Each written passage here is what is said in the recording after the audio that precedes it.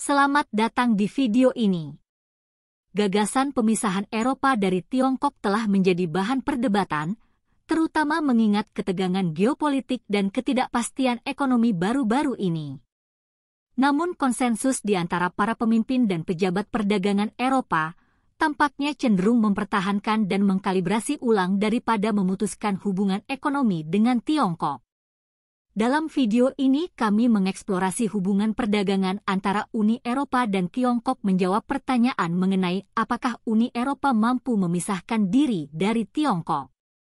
Di atas segalanya kami mengungkap alasan yang mendasari hubungan perdagangan yang sedang berlangsung antara Uni Eropa dan Tiongkok.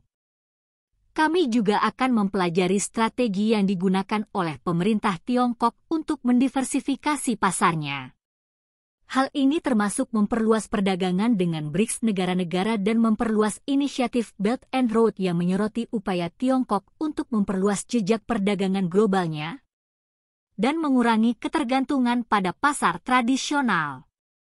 Kunjungan Kanselir Jerman Olaf Scholz ke Tiongkok menggarisbawahi pendekatan bernuansa Eropa dalam hubungannya dengan Beijing.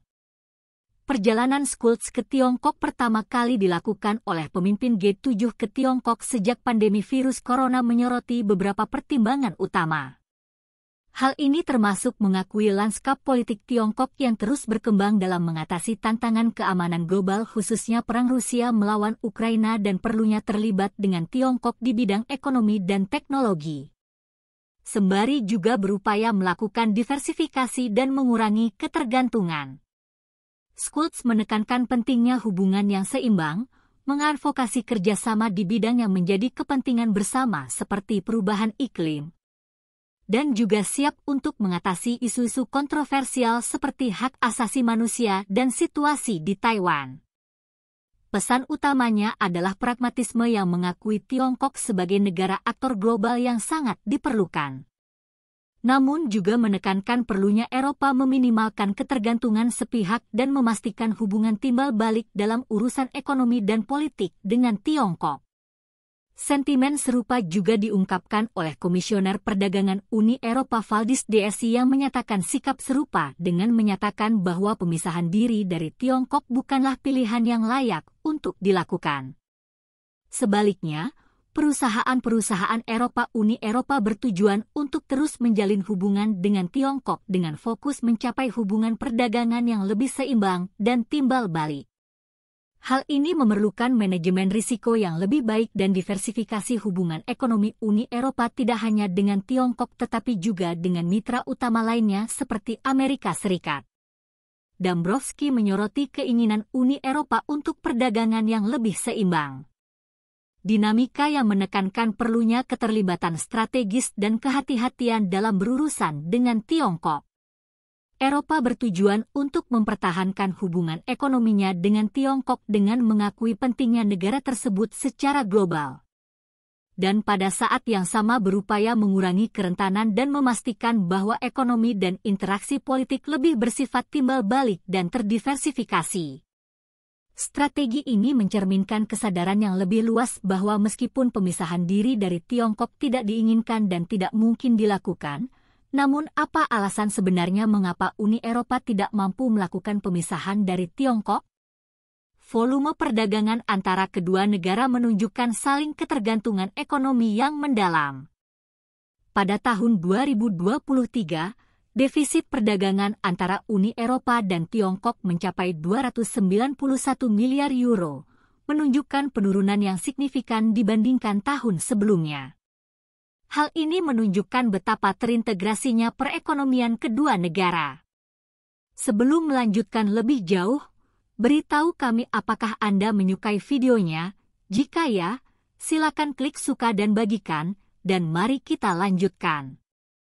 Tiongkok tetap menjadi mitra terbesar bagi Uni Eropa. Impor barang berjumlah 20,5 dari total tambahan impor Uni Eropa dan mitra terbesar ketiga untuk ekspor barang Uni Eropa menyumbang 88,8% dari total tambahan ekspor Uni Eropa pada tahun 2023. Dinamika perdagangan ini ditandai dengan aliran barang-barang manufaktur yang signifikan terutama dalam kategori seperti mesin dan kendaraan serta bahan kimia. Khususnya pada tahun 2023, ekspor barang-barang manufaktur Uni Eropa memiliki pangsa yang jauh lebih tinggi dibandingkan barang-barang primer yang menunjukkan struktur perdagangan yang kompleks dan sangat terintegrasi yang akan menjadi tantangan untuk menggantikan pertanyaan tentang mencari pengganti Tiongkok dalam hal volume perdagangan dan nilai ekonomi. Pusat manufaktur global dan pasar konsumen yang signifikan tidak ada bandingannya. Skala kemampuan manufaktur yang luas dalam infrastruktur rantai pasokan dan produksi yang ditawarkan Tiongkok tidak tertandingi oleh negara manapun.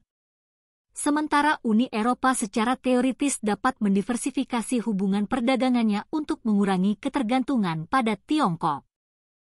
Penggantian manfaat ekonomi yang diberikan oleh Tiongkok akan menjadi tantangan yang berat. Saling ketergantungan ini menggarisbawahi perlunya keterlibatan dan diversifikasi strategis daripada pemisahan secara langsung. Selain itu, hubungan perdagangan bukan hanya tentang metrik ekonomi, namun juga mencerminkan konteks geopolitik yang lebih luas di mana kepentingan bersama tantangan dan tantangan strategis global. Pertimbangan memainkan peran penting. Pendekatan Uni Eropa terhadap Tiongkok yang menekankan dialog dan kerjasama dalam isu-isu global seperti perubahan iklim dan juga menganjurkan hubungan perdagangan yang seimbang. Ini mencerminkan kompleksitas mengingat pertimbangan-pertimbangan ini. Strategi Uni Eropa tampaknya mengupayakan hubungan perdagangan yang lebih seimbang dan timbal balik dengan Tiongkok, dan berfokus pada pengurangan kerentanan melalui diversifikasi daripada berupaya memisahkan atau mencari alternatif terhadap keterlibatan ekonomi komprehensif yang saat ini ada antara kedua entitas tersebut. Pada Desember 2023, aktivitas perdagangan Tiongkok menunjukkan angka yang signifikan dengan ekspor sebesar 296 miliar dolar dan impor sebesar 228 miliar dolar, menghasilkan neraca perdagangan positif sebesar 67,4 miliar dolar. Hal ini mencerminkan sedikit penurunan ekspor sebesar 10,4 miliar dolar sekitar minus 3,39% dari tahun sebelumnya. Sementara impor mengalami sedikit peningkatan sebesar 212 juta dolar. Ekspor utama dari Tiongkok mencakup telepon, sirkuit terpadu, komputer, komoditas yang tidak disebutkan di tempat lain, dan mobil sebagai bagian impor. Impor utama Tiongkok adalah sirkuit terpadu, minyak mentah, biji besi, gas bumi, dan emas. Tiongkok memang melakukan upaya untuk mendiversifikasi pasarnya dengan lebih banyak terlibat dengan negara-negara selatan yang mencakup negara-negara berkembang di Afrika, Asia, dan Amerika Latin. Strategi ini dipandang sebagai bagian dari ambisi Tiongkok yang lebih luas untuk memperluas pengaruhnya dan membentuk kembali tatanan internasional demi sistem multikutub.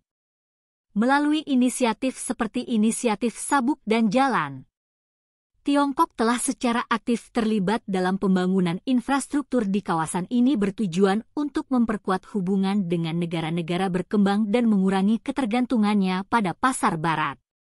Bagaimana jika Tiongkok memutuskan untuk menghentikan perdagangan dengan Uni Eropa? Jika Tiongkok menghentikan perdagangan dengan Uni Eropa, hal ini dapat berdampak signifikan terhadap pasar global dan keterbukaan perdagangan internasional. Pendekatan Uni Eropa untuk mendorong melalui penyaringan investasi dan pengendalian ekspor bertujuan untuk mengurangi ketergantungan pada Tiongkok untuk infrastruktur dan teknologi penting. Keterhubungan pasar global berarti bahwa langkah tersebut tidak hanya akan mengganggu hubungan perdagangan langsung tetapi juga mempunyai dampak yang meluas pada perdagangan dunia. Dinamika yang mungkin mengarah pada peningkatan kekurangan harga barang dan dorongan terhadap sumber dan pasar alternatif oleh negara-negara yang terkena dampak. Tidak ada indikasi langsung bahwa Tiongkok mempunyai niat untuk menghentikan perdagangan dengan Uni Eropa. Hubungan antara Uni Eropa dan Tiongkok rumit yang ditandai dengan kerjasama persaingan ekonomi dan persaingan sistemik. Perkembangan terkini telah melihat Tiongkok mengadopsi sikap internasional yang lebih tegas termasuk pemaksaan ekonomi dan pengendalian ekspor yang telah memperumit hubungan Uni Eropa dengan Tiongkok. Namun Uni Eropa terus melibatkan Tiongkok sebagai mitra global yang signifikan meskipun terdapat tantangan-tantangan ini.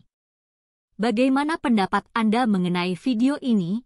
Jika Anda punya pendapat, silahkan tuliskan pendapat Anda pada bagian komentarnya. Dan jika Anda suka dengan video ini, silahkan klik like dan subscribe. Dengan begitu kami akan membuat video lainnya untuk Anda semua. Terima kasih dan sekian dulu dan sampai jumpa di video berikutnya.